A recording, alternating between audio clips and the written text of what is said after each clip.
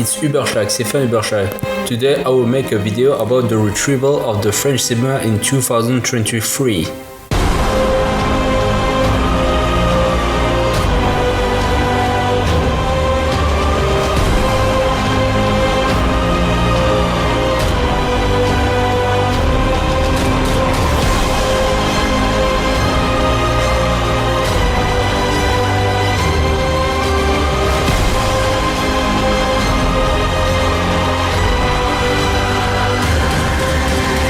For the third episode of the cinema cycle, I chose to talk about the retrieval of the French cinema, which came this year in 2023, thanks to two movies, Vince or Die, and the Three Musketeers, D'Artagnan. For me, these movies are a synonym of a retrieval because they have some ambition, and the fact that they reappropriate our history patrimonial.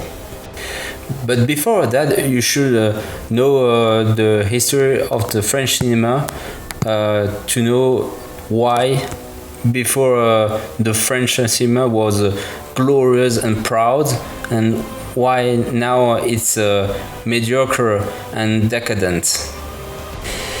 I will talk of that in the first part of the video. For the second part, I will make a review of the movie Vince or Die. For the third part, I will do a review of the Three Musketeers, D'Artagnan. And for the fourth and last part, I will make a comparison of the two movies and to explain why they are cinema of a retrieval, and also the future of the French cinema.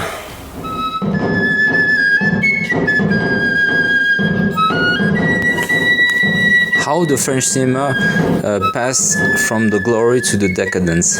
That I will show you in this first part of the video, in which I will tell you the origins of the French cinema until today. And then you can have an idea for the future of the French cinema. If you go to my conference in November 2023 for the Cercle Fussel-Coulonge, I will give you more details about it, but now I will make you shorter. The French cinema was born the 28th December 1895 by the brothers Auguste and Louis Lumière, who were supporters of the Maréchal Pétain during the World War II.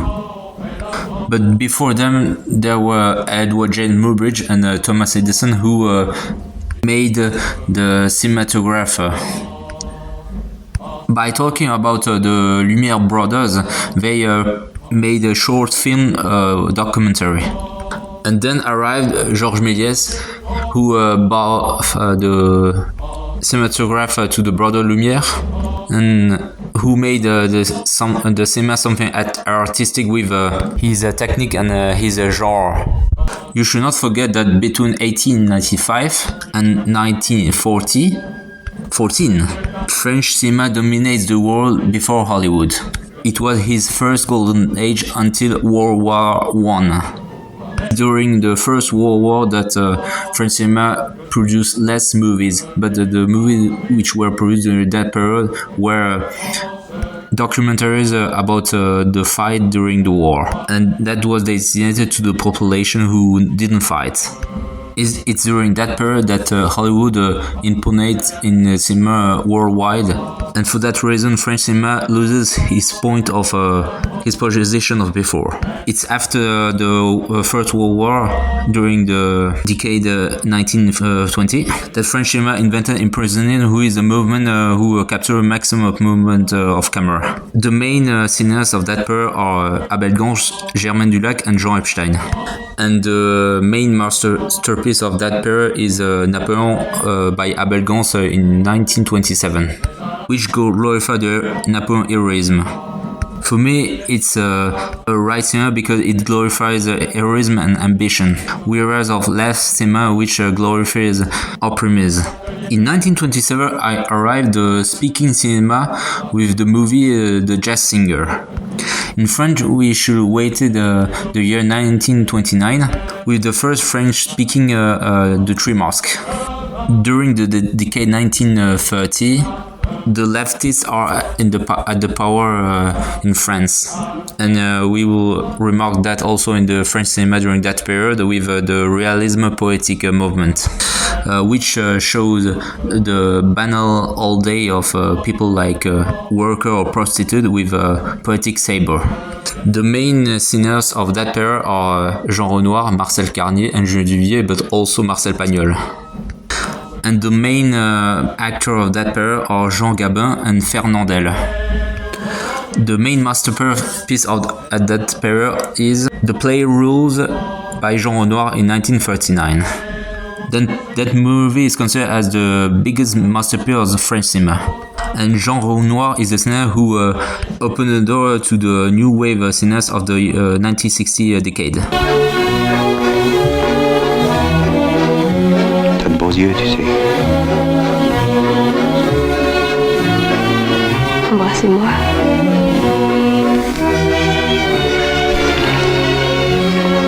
During the Second World War, France was divided in two territories, the occupied zone and the free zone. The Nazis took possession of the French cinema, in which they forbade British or American production, and the French people doesn't want to see German movies. Also, the Nazis and the men of the Maréchal Pétain make censors. The brother Lumière, who invented the French cinema, admired Maréchal Pétain. Some witnesses say that the French year was a bad diction during that period. We realized that the Second World War was very bad. After the Second World War, there were a movie of the French quality which were academic and with the return of the heroism. And it was a legacy of the Second World War. René Clément and Jean-Pierre Royer were famous during that period. The decade 1960 is my favorite decade in French cinema. There were two movements, the New Wave and the French quality, from the 1940 and 1950 decade. The most emblematic actors of that period are Alain Delon, Brigitte Bardot, Jean-Paul Belmondo, Lino Ventura, Louis de Funès, and Jean Gabin, who came from the realism poetic of the decade 1930. Let's start with the New Wave, who is a cinematographic movement that I consider as leftist because his amateur side and his improvised dialogues, and also because it has no conventions. The two main singers of the New Wave are François Truffaut and Jean-Luc Godard, who directed respectively The 300 Blows and Breathless. The other movement is the French quality, which I consider as a rightist cinema because of his heroism and his ambition without limits, and also his professional. We can consider Purple Noon and East Paris Burning as emblematic of that period. The 1960 decade is considered as the last period in which France equalized United States as the same spectators, and one of the biggest golden ages of the cinema, like the 1920 decade with the Impressionism, and also the beginning of the French cinema at the end of the 19th century and the beginning of the 20th century. Because after the event of May 1968, it will never be like before. Si vous n'aimez pas la mer, si vous n'aimez pas la montagne, si vous n'aimez pas la ville, allez vous faire foutre. The event of May 1968 will impact and transform the entire France and also cinema, which will produce movies with some touch of militantism. And it's since that time that French cinema will be a leftist cinema. It's to say cinema with few ambitions, focus on optimism and also some militantism. It's since that time that the baby boomer generation, who was born between 1945 and 1964, imposed himself in the society and especially in cinemas. And it's also since that time that there are the boomers movie, which are all the things that I said before.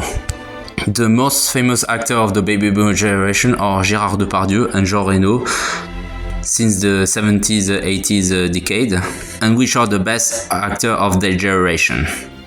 It also exists some few ambitious movies like what did Alain Delon and Jean-Paul Belmondo, which are the last heroes of French cinema. During the 80 decades, there was a movement called the Cinéma du Look, which is focused on colors and aesthetic like a clip video. And Luc Besson is the chief of that movement. We can say that Luc Besson and Jean-Jacques Gounod are director movie of the 80s, 90s, which make movies in English and not in French, unfortunately. For me, a French movie is in French and not in English. And that's all to sell worldwide. And Luc Besson movies have leftist values like feminism. And his most famous movie is The Big Blue in 1988. The 1990 decade is focused on suburb movies like Lion by Matthew Kassovitz. It's a continuation of the 80s. The beginning of the new millennial. There are three movies that I consider as the last ambitious of the French cinema. The first one is Brotherhood of the Wall, who came out in 2001 and directed by Christophe Gans, with some bullet time scenes like Matrix and choreographies. The second one is Amélie, directed by Jean-Pierre Jeunet and who came out also in 2001, in which the atmosphere of the movie reminds the French of before. And the other one is Astérix and Obélix Cléopâtre, who came out in 2002 and directed by Alain Chabat, in which the visual style and the direction inspire all other movies and also the boomer movies. Unfortunately, during the decades 2000, 2010 or 2020, French cinema doesn't change a lot, because it also exists boomer movies and other stupid movies, like also militant movies with some social speech from the leftists. French cinema doesn't dream anymore because there isn't any heroism movies, because French cinema want to ridiculize himself or humiliate himself, also in historic movies. And also because of success commercial, like Welcome to the Six, Untouchable or Lucy, it doesn't change something. But maybe it exists some ambitious movie, but which are unknown. But it also exists a problem of distribution of movies. But when we see what we in the cinemas or in the television, there is conventional movies with few ambitions or any ambitions, and it could be its worst with some inclusive movies like LGBT movies, and Netflix would produce French movies. And with the COVID during the 2020 years, French cinema is few qualitative. Let's talk about the two movies that I will talk in this video. These are Win or Die and The Three Musketeers d'Artagnan. The first one was produced by Puy du Fou and is inspired of their representation, The Last Panache. And it has 300 spectators in the cinemas. The second movie is an adaptation of the novel The Three Musketeers of Alexandre Dumas, and is produced by Pathé, who desired to make a extended cinematic universe to restore the popular French cinema.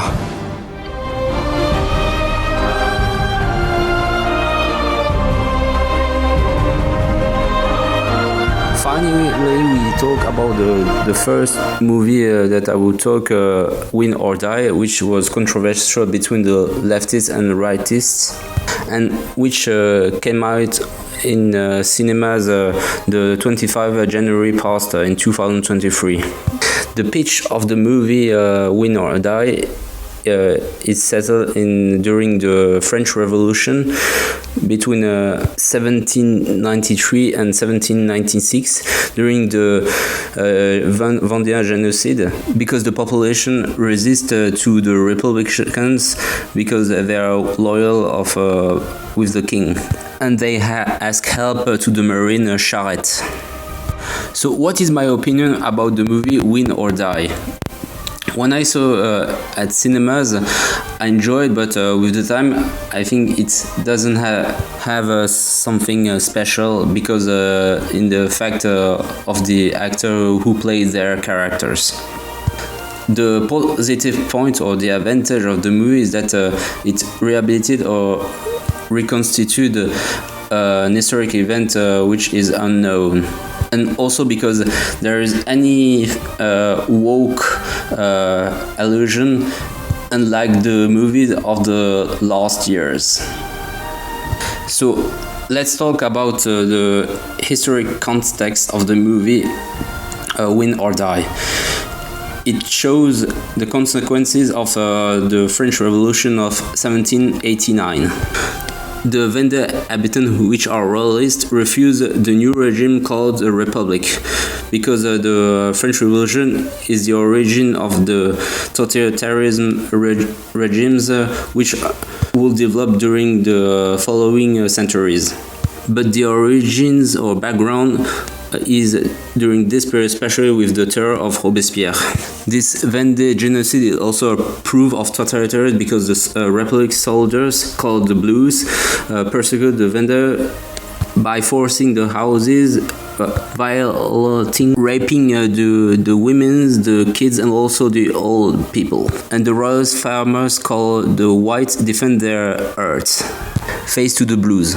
We can't talk about the movie without mentioning the official Marine Charette, who was born in 1763 and died in 1796. He is the protagonist of the movie, and he is the most famous hero of Vendée of all time.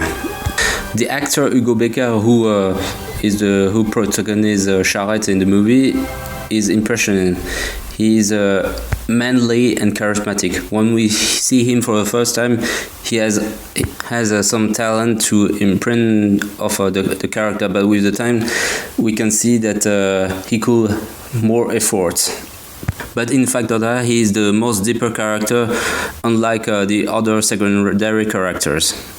When we talk about Hugo Becker, he plays in some movies and series like The Last Voyage, and also in the series I Promise You and At the Service of France.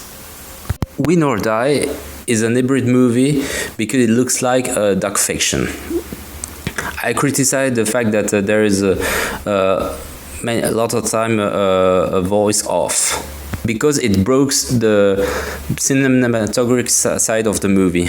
We can feel the fact that there is a lack of financial resource when there were cut scenes in the battles. Underrated. But I enjoy the beginning of the movie with the interview of the historians, because it announced a good thing. I enjoyed also the fact that the movie shows men and women courageous who fight to preserve their earth and also their honor.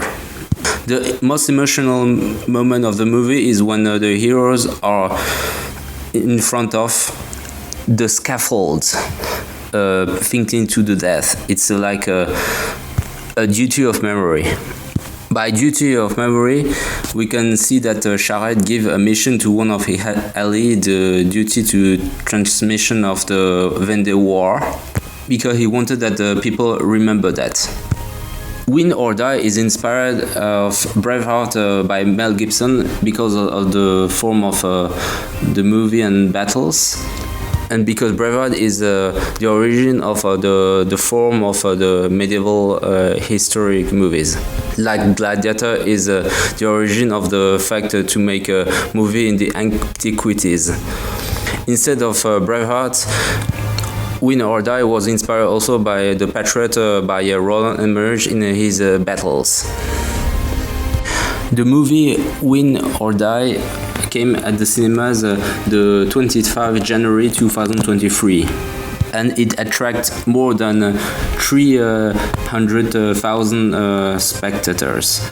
Even if there were restricted sessions to broadcast the movie at the cinemas. And it's due to the controversial about the movie who was humiliated by the leftist media who criticized his royalist position in front against to the Republic, and for them the movie has a dangerous ideology of alt-right. And that makes me a lot of loud. And the movie is a proof of ideologic war, leftist woke against the rightist nationalists. The movie Win or Die was directed by Vincent Cassel and Paul Mignot and was produced by the Puy du Fou, which is its first movie. Le Puy du Fou, created in 1989 by Philippe de Villiers, is an amusement park located in Vendée who propose attractions related to history of France, and the same for the spectacle. And Win or Die is inspired by one of his spectacle. Since 2021, the Puy du Fou opened a movie studio. Now we can talk to the first part of the movie Les Trois Mousquetaires d'Artagnan.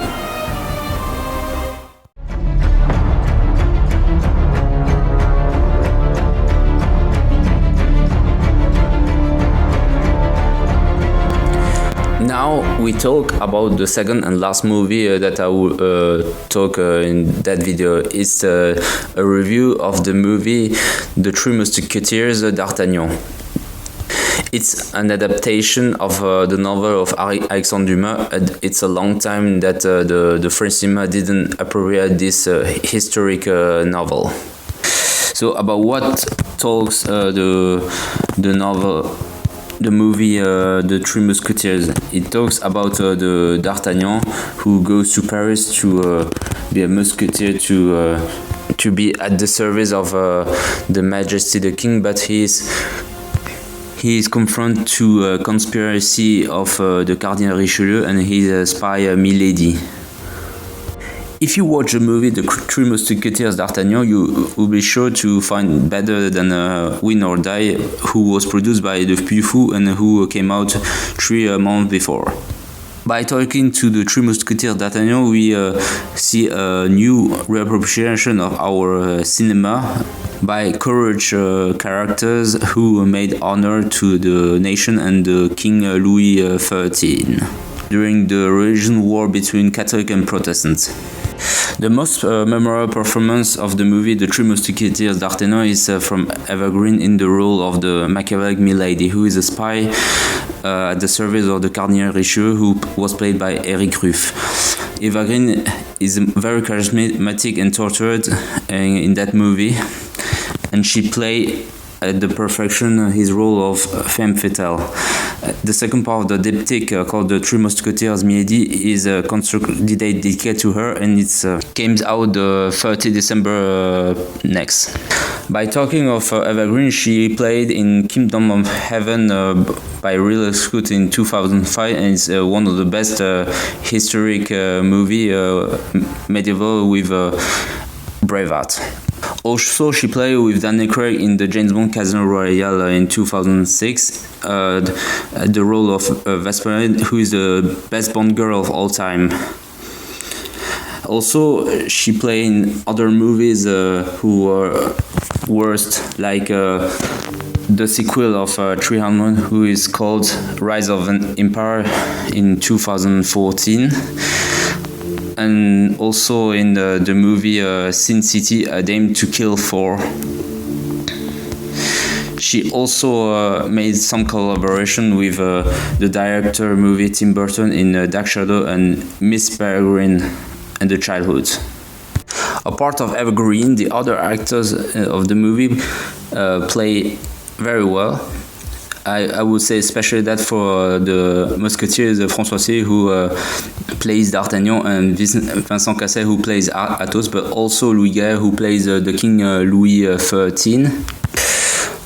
By talking to the other actors, François Civil is a well-known star who plays in movies like The Song of the Wolf, who came out in 2019 and is considered as one of the best thriller of these last years by the critic, but I found that poor cinematographically. And he plays also in Bac Nord, who came out in 2021 with Gilles Lelouch. Vincent Cassel is a worldwide star who plays in La Haine by Mathieu Kassovitz in 1995, and also in Ocean 12 in 2004 by Steven Soderbergh. And he played also with Eva Green actually in 2023 in Liaison, a miniseries. And Louis Garrel played in movies like The Imaginary Love by Xavier Dolan in 2010, and also I Accuse in 2019 by Roman Polanski. So, by talking to the other actors, the two other Musketeers, Pierre Marmaille, who play Porthos, and Romain Duris, who play Aramis, are a little bit set back. I would say that the most surprising detail is that the Porthos character, who was played by Pierre Marmaille, is bisexual, because he is with men and women in his bed, but is not so disturbing contrary other woke films. And you should not forget to talk about the movie decoration, which is well done, and who gives a new brief of the cinematography of Cloak and Sword with a lot of style. There are battle scenes in sequence shots who gives the movie immersive, but there is a lack of all originality, and that's a shame. But there is a long time that a French movie makes me want to see a French movie. And that type of thing should appear regularly instead of boomer movie like Bronzé and Les Tuches. I regret that the final scene is very brutal. Before passing in the last parts of the video, in which I will compare the two movies, I will say that the movie Les Trois Mousquetaires d'Artagnan was directed by Martin Bourboulon, who made the saga Dad and Mom in 2015 and 2016 with Laurent Lafitte, and also the movie Eiffel in 2021 with Romain Duris about the genius Gustave Eiffel.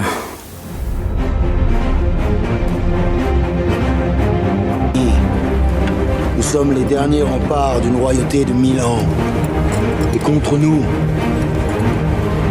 nous souffle la tempête de l'histoire. We are now in the last part of the video, in which I will compare the two movies and also predict the future of the French cinema. The two movies that I talk, Win or Die and The Three Musketeers d'Artagnan, announce a future retrieval of the French cinema, because it shows that we want to reappropriate our patrimony culture. We forsake it during decades. I could confirm you that the three last ambitious French movies were Brotherhood of the Wolf, Amélie, and Astérix and Obélix Cléopâtre, which came out at the cinemas between 2001 and 2002. The two movies, Win or Die and The Three Musketeers d'Artagnan, is a tribute of the French Monarchy, because it was the time when France dominated the world, and because the French state was not centralized unlike today. And also because the French monarchy maintains the stability of a country, whereas unlike the Republic, which is the tomb of liberty. And also the background of the totalitarianism with the French Revolution. If the Republic is the tomb of the liberty, is because it gives the illusion of the democracy, and because it doesn't favorize the continuity between chiefs, unlike the monarchy. For me, it's a good thing that French cinema reappropriates himself of our patrimony, especially of the time of the monarchy, and it's the first step of the retrieval of French cinema, because during the last decade the French cinema gives a negative image of our history, showing that we are mediocre, but we were before brave. In the two movies that I talk, the characters defend France at their manner,